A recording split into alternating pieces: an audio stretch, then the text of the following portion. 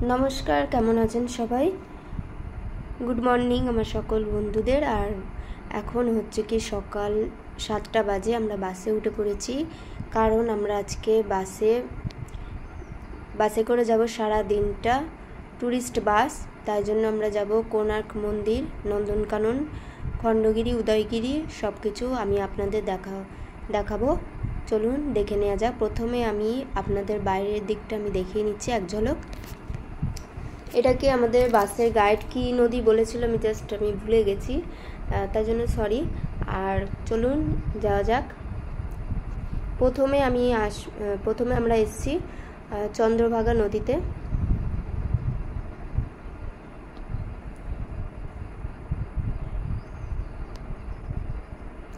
চন্দ্রভাগা নদী, এখানে শুধু বালি আর বালি। ট্যুরিস্ট গাইড শুধু বলেছিল আমাদেরকে সময় দিচ্ছে, এই সময়ের মধ্যে চলে আসতে হবে বাসে। তাই জন্য বেশি দেরি না করে কিছু ফটো তুললাম এই আর কি। আর একটু ভিডিও আমি একটু করে নিয়েছি। আর প্রিয়াংশুর ফটো তুলে দিচ্ছে মিশ্র দত্ত। আর এখানে সবাই ফটো তুলতে ব্যস্ত। এটা হচ্ছে চন্দ্রভাগা নদী। আর এখানেও ট্যুরিস্টরা সবাই আসে এখানে ঘুরতে। তো ফার্স্টে এইটা আগে দেখলাম আমরা। চলুন আরও সামনে রয়েছে। এবার আমরা বাস থেকে নেমেছি। বাস থেকে নেমে বাসের নাম্বারটা আমরা ক্যাপচার করে নিয়েছি কারণ যাচ্ছি একটু কোণার্ক মন্দির সামনের দিকে। আর এদিকে হচ্ছে কি যারা ব্রেকফাস্ট করবে তারা এখানে করতে পারে, কারণ এখানে অনেক হোটেল আছে, কিন্তু আমরা করিনি ব্রেকফাস্ট। তা আমরা বললাম আগে আমরা মন্দিরটা থেকে ঘুরে আসি তারপরে। তা এখানে দেখছি সকাল সকাল দোকানপাট সবই বন্ধ।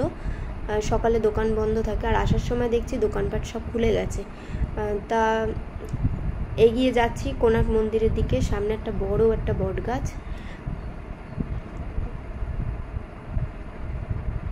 সকালের রোদটা একদম গায়েও লাগছে না, খুবই একটা অন্য একটা ফিলিংস আমাদের মনের মধ্যে আসছে, খুবই ভালো লাগছে আর কি।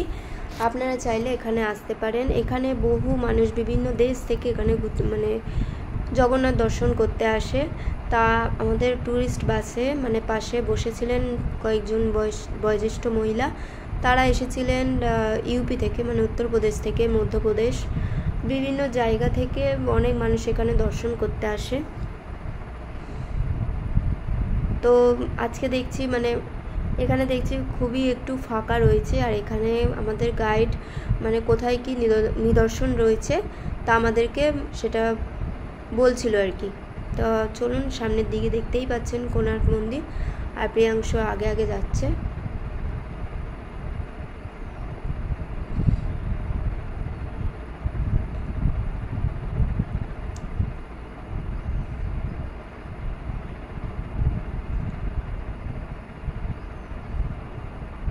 এখানে আপনারা আসতে পারেন, খুবই ভালো লাগবে। এটা হচ্ছে ভুবনেশ্বর।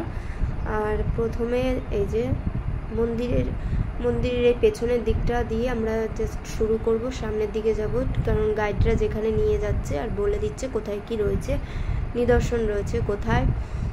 তারপরে আমরা এগিয়ে যাচ্ছি, সবাই এগিয়ে যাচ্ছে। চারিদিকটা দেখুন শুধু সবুজে সবুজ। আর সামনে একটা বড় বট গাছ।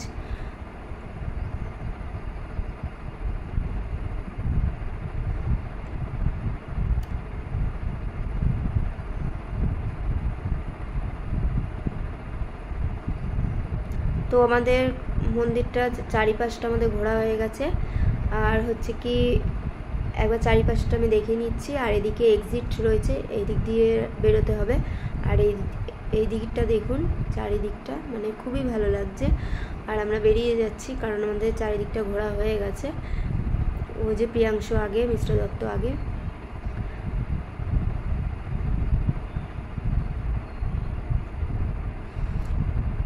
তো আমরা চলে এসেছি একেবারে শিব মন্দিরে।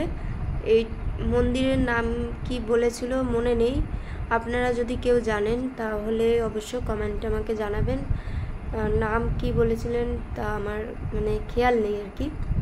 তো এখানে যাই হোক, তো এখানে ভেতরে ফোন অ্যালাউ নেই, ফোন বাইরে রেখে যেতে হবে। তাই জন্য আমি আপনাদের বাইরের দিকে আমি দেখিয়ে নিচ্ছি। আর এটা বাইরের দিকেই পড়ে এই নদীটা। এটা একটা নদী ছিল। আর ওখান থেকে আমরা বেরিয়ে চলে এসেছি একদম নন্দনকানন। তো চলুন, এর মাঝে ছিল একটা খণ্ডগিরি আর উদয়গিরি ছিল। তো আমরা সেখানে, আমি আর মিস্টার দত্ত সেখানে যাইনি, কারণ প্রিয়াংশু খুব শরীর খারাপ হয়েছিল, বাসের মধ্যে খুব অসুস্থ হয়ে পড়েছিল, তাই জন্য আমরা ওখানে যেতে পারিনি। তো তাই জন্য আমি কিছু দেখাতে পারিনি। তা চলে এসেছি নন্দনকানন। এই যে, তো এখানে কি কি রয়েছে চলুন দেখিয়ে দিচ্ছি আমি আপনাদের। প্রথমে ভাল্লুক এখানে রয়েছে, কিন্তু আমরা দেখতে পাইনি ভাল্লুক। দুপুর টাইমে তো মনে হচ্ছে ওই যে ওখানে যে ছোট ছোট ঘর মতন করা আছে ওখানে ওরা থাকে, তাই জন্য দুপুর টাইমে ওরা বেরোয়নি। তো চলুন এগিয়ে যাওয়া যাক।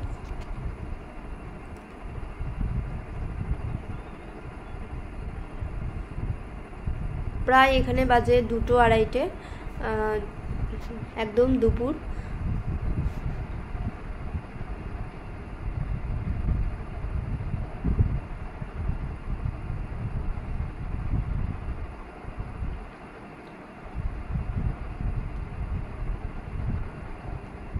এখানে দেখা গেছে ভাল্লুক, আপনারা দেখতে পাচ্ছেন কিনা আমি জানি না। ওই যে সামনে ব্ল্যাক কালার, ওই যে ভাল্লুক, আমি একটু জুম করে দেখিয়ে দিচ্ছি আপনাদের। এই যে দেখাই যাচ্ছে।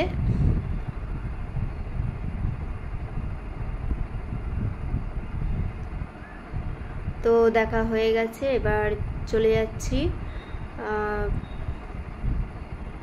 চারিদিকটা দেখুন, মানে সবুজে সবুজ, গাছপালা ভর্তি, মানে খুবই একটা ছাওয়া দুপুরের মধ্যে রোদ তেমনি একটি গাছপালার ছাওয়া, মানে খুবই সুন্দর লাগছে দেখতে।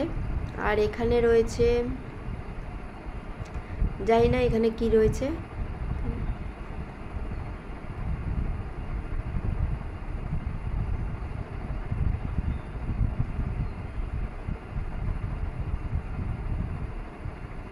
এখানেও রয়েছে ভাল্লুক। এই যে জল খাচ্ছে।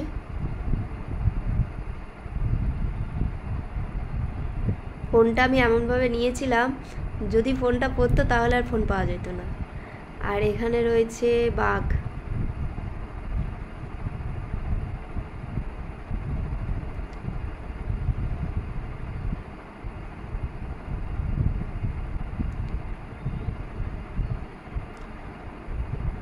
জুম করে দেখিয়ে দিচ্ছি, একদম ওই যে একদম ওই গাছগুলোর পেছনে রয়েছে।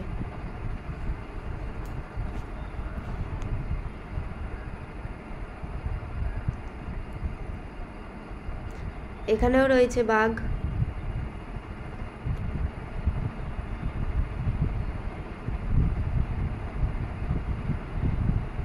ওই যে দেখতেই পাচ্ছেন, এখানে হেঁটে বেড়াচ্ছে, একবার ওদিক যাচ্ছে একবার এদিকে আসছে।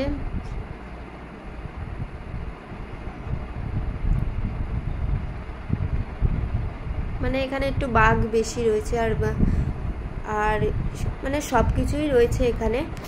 তো আমরা ভালোভাবে টাইমের মধ্যে, তো আমরা ভালোভাবে সব কিছু দেখতে পারিনি। তো আমরা যেটুকু দেখেছি সেটুকু আমি আপনাদেরকে দেখিয়ে দিচ্ছি কি কি দেখেছি।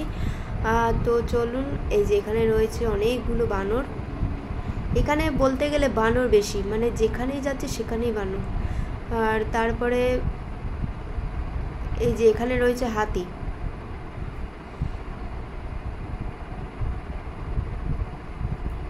এখানে রয়েছে হাতি। ওই যে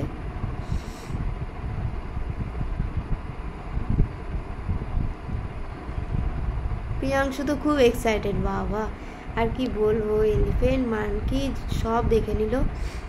এই যে হাতি এখানে রয়েছে।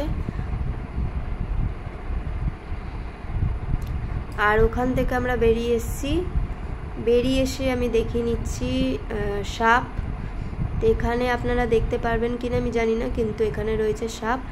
যদি আজকের ভিডিও ভালো লাগে তা অবশ্যই আমার পেজটিকে ফলো করে রাখবেন বিভিন্ন জায়গা দেখার জন্য, আর আমার ইউটিউব চ্যানেলটিকে সাবস্ক্রাইব করে দেবেন।